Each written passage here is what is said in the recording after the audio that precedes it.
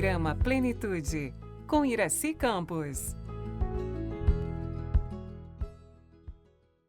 Quando foi que você ouviu falar pela primeira vez sobre emoções, ressentimentos e uma ligação com o câncer de mamas? Qual foi a sua reação? Este é o episódio de hoje do nosso programa Plenitude. Um programa que fala da conexão entre corpo, mente e espírito para uma vida plena. Eu sou Iraci Campos e hoje nós estamos recebendo uma querida convidada do coração, que é a doutora Luzia Matias.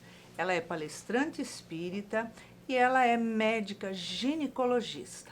E vai bater um papo gostoso com a gente sobre esse tema: emoções, ressentimentos, câncer de mama, enfim, o que fazer com esse pacote. Seja bem-vinda ao Plenitude, Luzia. Eu que agradeço o convite, muito honrada. A gente que fica feliz com a sua presença. Existe uma ligação muito grande, muito forte entre as emoções e, enfim, uma forma geral de doenças, mas especificamente o câncer, né? E o câncer de mama, que tem ali um pontinho assim que faz a gente refletir muito.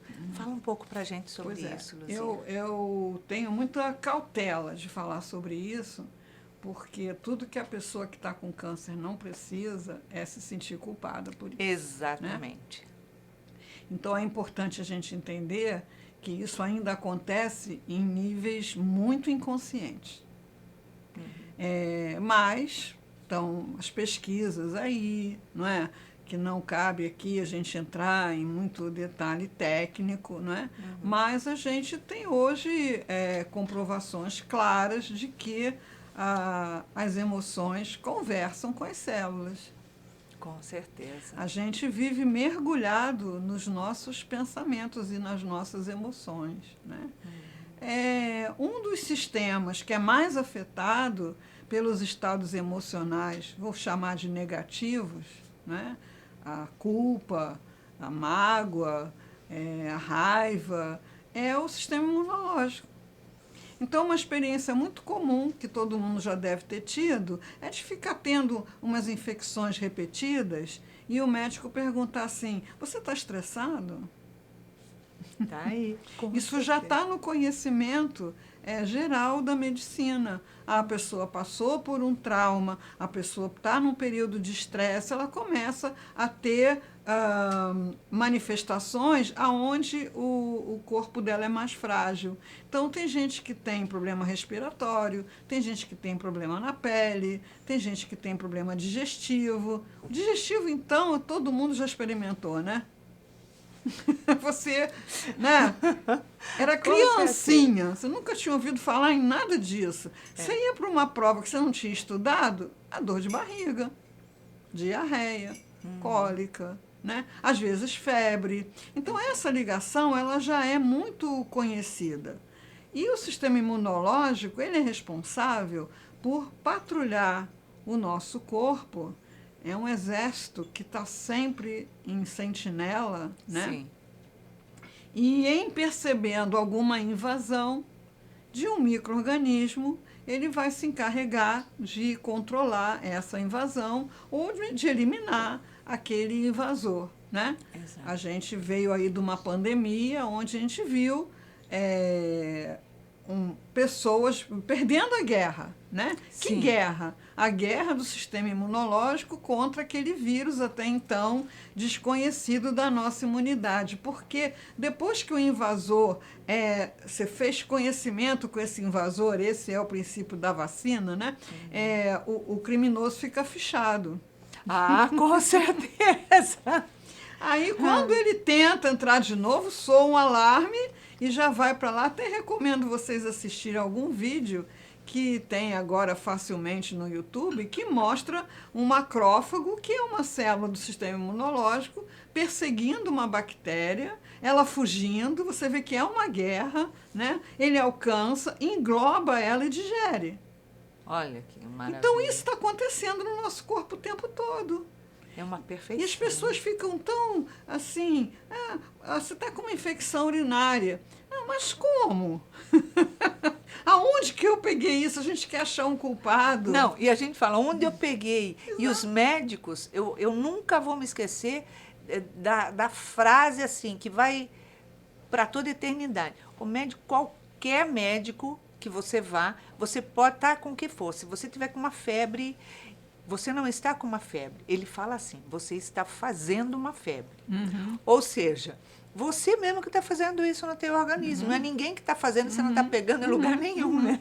Então, a febre também é um mecanismo de defesa, né? Sim. Então, a gente não tem percepção dessa guerra, porque senão a gente enlouqueceria. Você não ia querer respirar.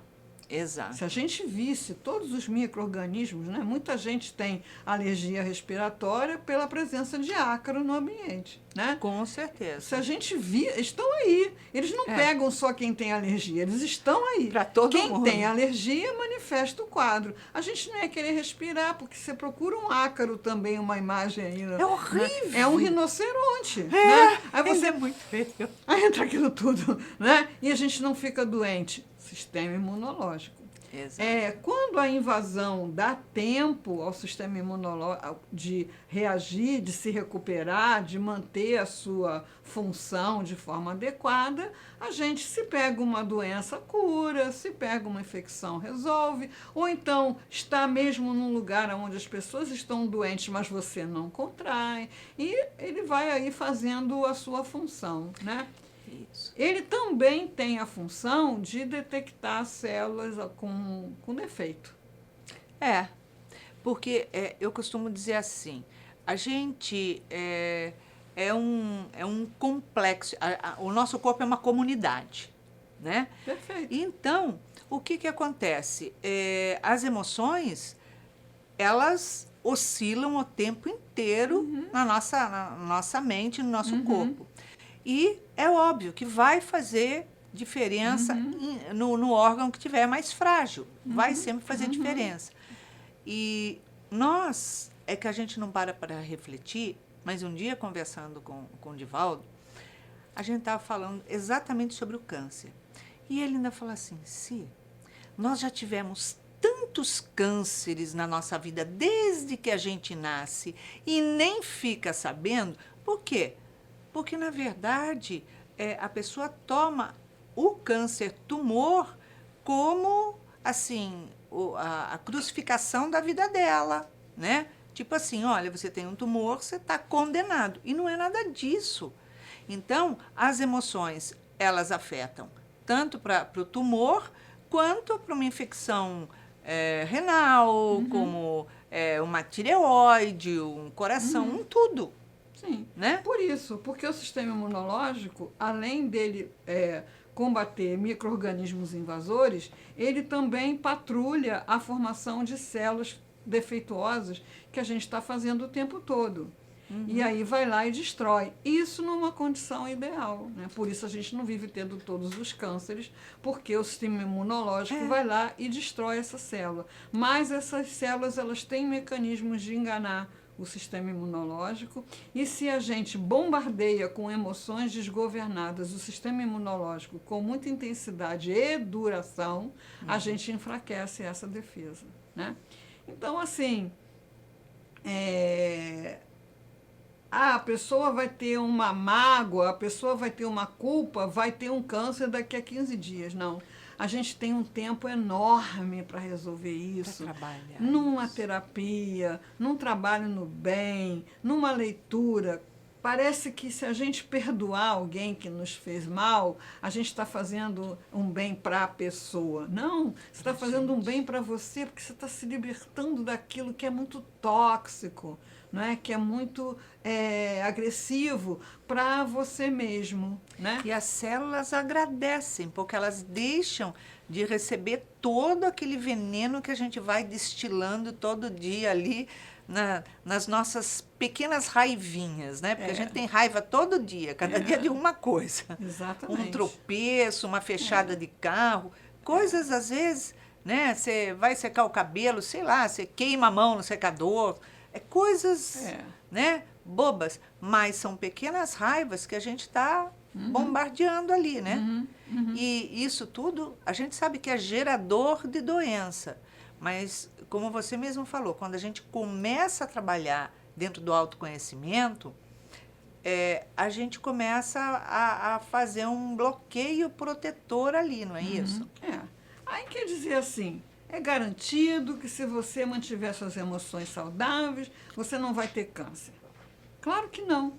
A gente vive num mundo onde acontecem radiações cancerígenas, alimentos cancerígenos, produtos que a gente usa cancerígenos, é muita agressão.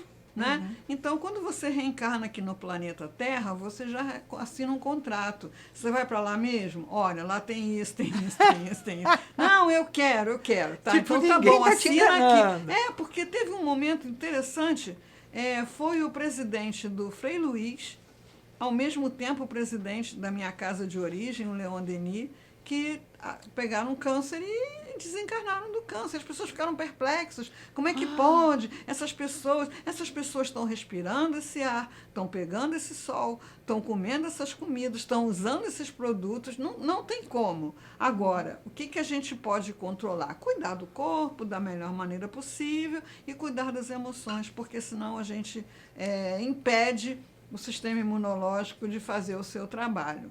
Mas isso não acontece em um dia, em uma semana, senão a gente não sobreviveria. Isso é permanente, isso é uma coisa que a pessoa cultiva, aquela raiva de estimação, aquela mágoa de estimação.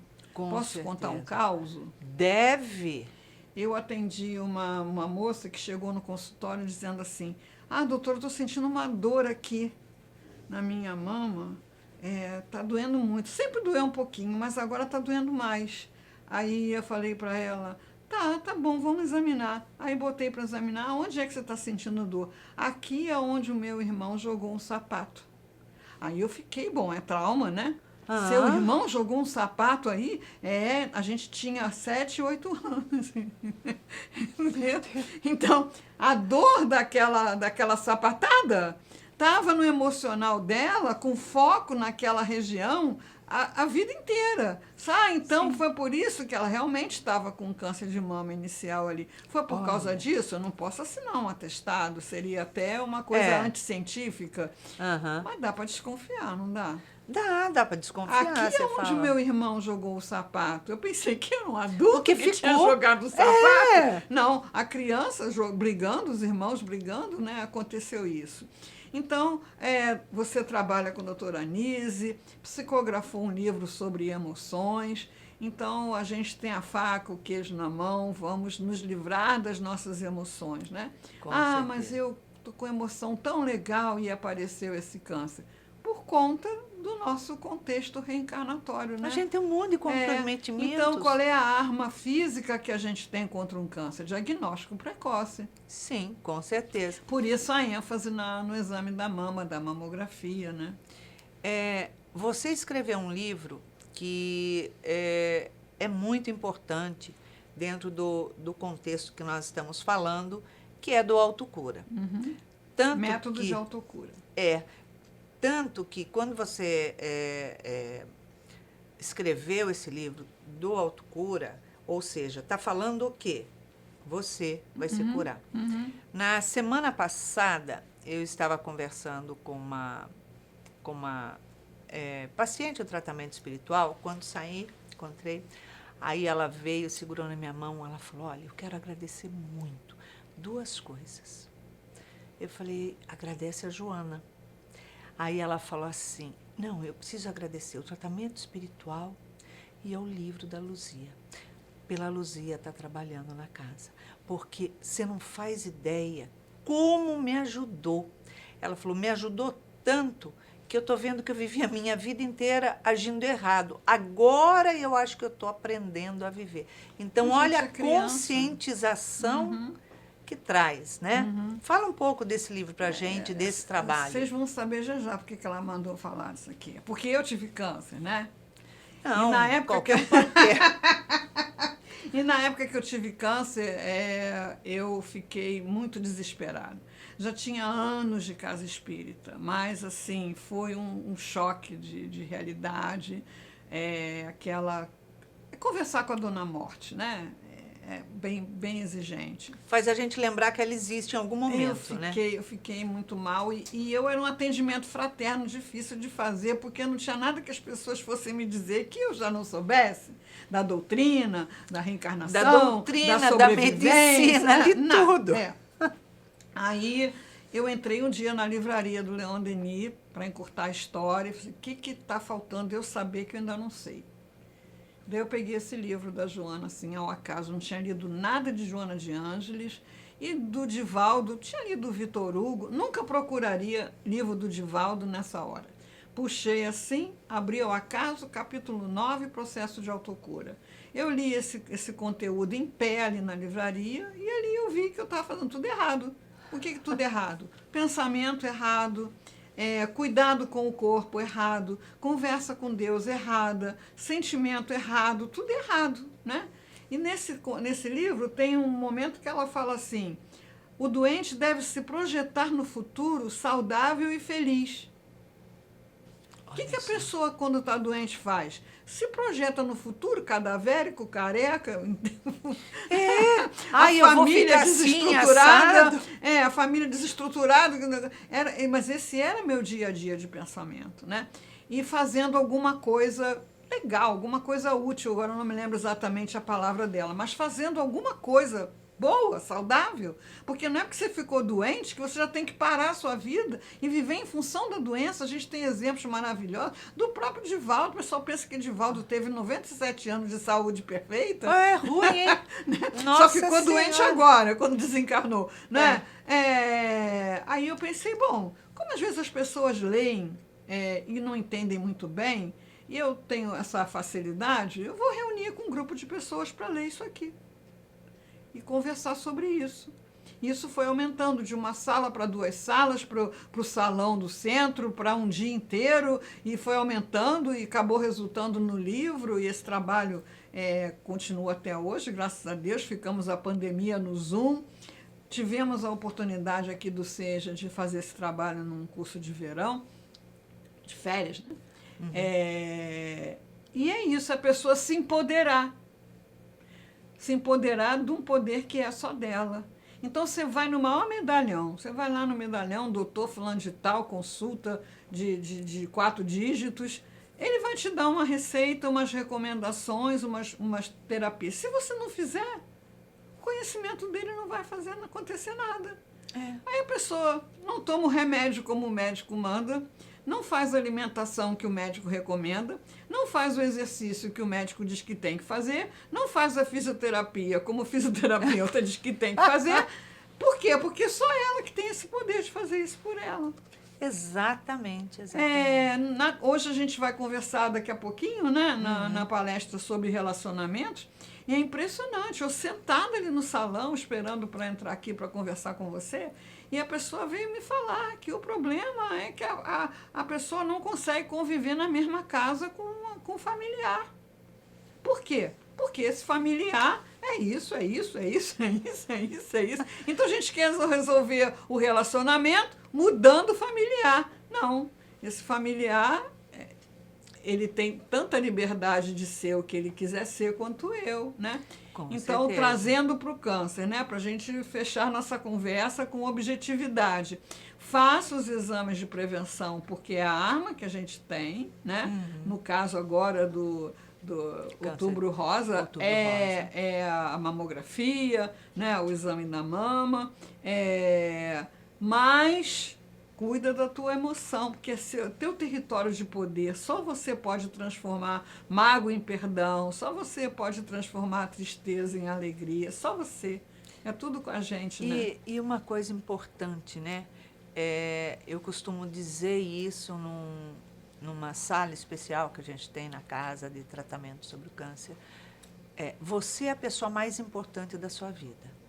Não é o seu marido, a sua esposa, seus filhos, seus pais, seu amigo. Não, é você. Porque se você não tiver ali cuidados com você, auto-amor, Você não tem amor para dar para o outro. O que você dá para o outro é outra coisa. Pode ter nome dependência, controle, pode dar o nome que você quiser. Mas não é amor, porque se a pessoa não se ama, como é que ela vai falar que ama o outro? Né? Eu me largo, É um eu me investimento, abandono. né? É a mesma coisa a pessoa falar assim, olha, eu tenho um câncer, eu estou muito preocupada porque eu não posso morrer por causa da minha família, por causa dos meus filhos. Eu falo, não! Os seus filhos vão continuar, vão crescer, ser maravilhosos, ter a vida deles, a escolha deles. Seu marido também. Ele pode se casar outra vez. A vida, todo mundo continua. Você não pode morrer por sua causa. Olha para você. E não é isso. Né? A gente acha que tem que cuidar todo mundo do mundo, mas a gente não é Deus. Mas você pensa, mas não foi isso que Jesus mandou fazer, né? O esquecimento de si mesmo. Então, assim, quando essa doação para o outro, ela é realmente doação, você tem uma resistência absurda. Você vê, Jesus viveu lá naquela Palestina, era hanseníase, era tuberculose, era verminose, porque não tinha saneamento básico, não tinha muita nada. pedra, ô desgraceira, só tem pedra lá, meu Deus.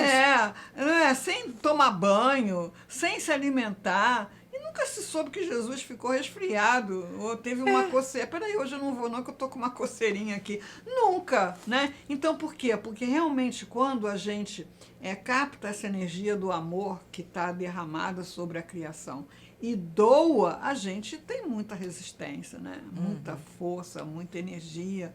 É só ver missionário. Missionário mostra tudo, né? Passa todas as dificuldades, como qualquer ser humano. Mas num outro nível de experiência. Agora, quando eu estou fazendo investimento, eu estou amando você, para você ficar comigo, para você não me abandonar, para você gostar de mim, para você dizer que me ama, para você me elogiar, aí não é amor, é um erro de julgamento, né? E o retorno vai ser posse, frustração, né? Tá ali na posse, porque tudo que eu faço para você não é para você, é para mim, porque o retorno é todo meu. E aí vamos lá, qual é a mensagem que você manda para as suas célulazinhas? Conta. Você não, teu trabalho não serve para nada, a tua existência não significa nada. Não estou feliz com você. Então, elas recebem essa informação, não, claro, de forma verbal, elas recebem essa informação através das nossas emoções, né? Então, você imagina uma fábrica que tivesse um alto-falante falando lá, essa fábrica vai fechar, essa fábrica está falida. Como é que esses funcionários iam trabalhar? Não ia estar numa tensão, ia sair todo mundo lá doente. Ninguém ia trabalhar com alegria, com vigor, com energia, não, né? Então, e ela ia dizer, não, vai fechar mesmo, faço de qualquer jeito, vai tudo de qualquer jeito. Agora tem estudos científicos já mostrando como que a emoção atua no gene, na genética, mesmo a pessoa tendo o gene do câncer, a emoção muda e aquele gene não manifesta. Eu já tenho, vocês pesquisem, leem, porque são coisas técnicas, né? Mas aqui dessa conversa informal, né?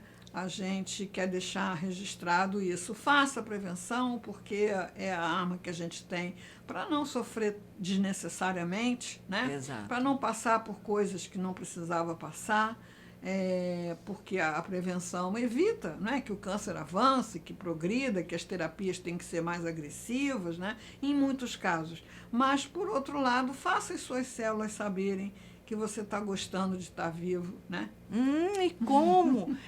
Eu costumo falar que a necessidade que você tem de falar, inclusive com as células que estão adoecidas, no sentido de, olha, eu as amo, sou grata à vida que você me deu até aqui, né? Não quero te exterminar, não quero te destruir, não quero acabar com você. Eu quero que você tenha o ciclo natural de vida sua somente sem se reproduzir. Então, quer dizer, aquela agitação de que eu tenho que me reproduzir porque é a minha defesa, dá uma acalmada, né?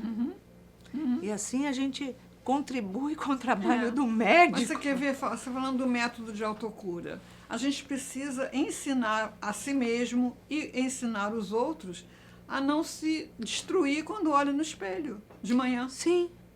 Então a gente olha no espelho de manhã, pensa umas coisas, quer dizer, para o nosso corpo, a gente está falando essas coisas, né? Que a gente não fala com ninguém. Então a gente encontra uma amiga e diz assim: nossa, você tá velha, acabada, né? Olha só essa papada. Coisa que você... Nossa, você tá gorda, hein? Que coisa horrível. E olha esse cabelo. A gente encontra uma amiga, mesmo que a gente pense, a gente não fala. Não fala. Agora a gente se olha no espelho e manda ver. Né? Fala, nossa, tô muito caída. Ai, olha que horror. Olha que horror, tá manchado, olha essa pinta. Isso se transforma em neurotransmissores, isso chega na célula, que amanheceu o dia, alegrinha para trabalhar e recebeu esse recado da chefia, né? Olha só, que droga, hein? Eu falo, a gente tem que amar esse santuário, esse corpo maravilhoso que o Papai do Céu deu para a gente transitar aqui, para cada um de nós. Cada um dentro do seu santuário. Apareceu o câncer sem desespero, né? A oncologia está bastante avançada, mas a gente vai precisar agregar amor ao tratamento oncológico. Com certeza. Mais ainda, né? Então, a mamãe tem 2 filhos. Um é legal, bem-sucedido, estudioso, trabalhador. Qual que ela vai se dedicar mais? Não quer dizer que vai amar mais, né? Aquele que é difícil, que não quer trabalhar, que é birrento, que é asmático. Né? É isso. Vamos nos amar em qualquer situação. Obrigada, Luzia. Obrigada pela sua presença. Muita alegria ter você aqui. Então é isso. Autocuidado, autoamor, respeite seus limites, respeite seus valores, as suas crenças. Se cuide, olhe para você com amor, porque não é o outro que tem que te amar, é você. Quando você se ama, você se torna uma pessoa linda, uma pessoa bela, uma pessoa agradável, onde quer que você vá. Todo mundo se sente bem junto de você, porque você passa isso de dentro para fora, porque essa beleza tem que estar dentro da gente. Para fora, a gente mexe, a gente cuida, mas dentro é o que faz total diferença. Então é isso. Compartilhe o nosso programa, porque muitas pessoas podem estar precisando ouvir coisas desse tipo para fazer a virada da chave na sua vida. Deixamos aqui um super beijo carinhoso e até a próxima semana.